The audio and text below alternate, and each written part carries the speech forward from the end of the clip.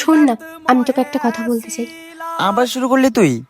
তোর সে একই কথা, এখানে আস না, ওখানে আস না, এটা করিস না, ওটা করিস না, এটাই তো বলবি তাই না? তুই আমার কথাটা অন্তত শোন। কি শুনবো বল? তোর কি সারাদিনে কোনো কাজ নেই?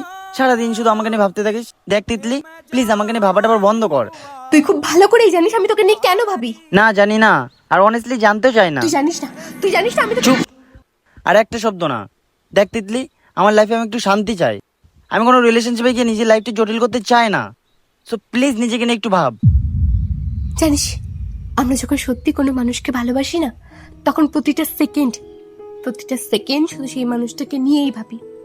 সেই মানুষটার কিসে ভালো লাগবে, কিসে খারাপ লাগবে, সবসময় শুধু তাকে নিয়েই ভাবতে থাকি। আর তার প্রতি এতটাই কেয়ারিং হয়ে যায় যে সেই কেয়ারটাই একটা সময় পর সেই মানুষটার বিরক্তির কারণ হয়ে দাঁড়ায়। তিতলি, এই তিতলি, হ্যাঁ, শুনছিস তো আমার কথা? তোর কথা কোন সময় শুনি না বলতো? চল তাহলে।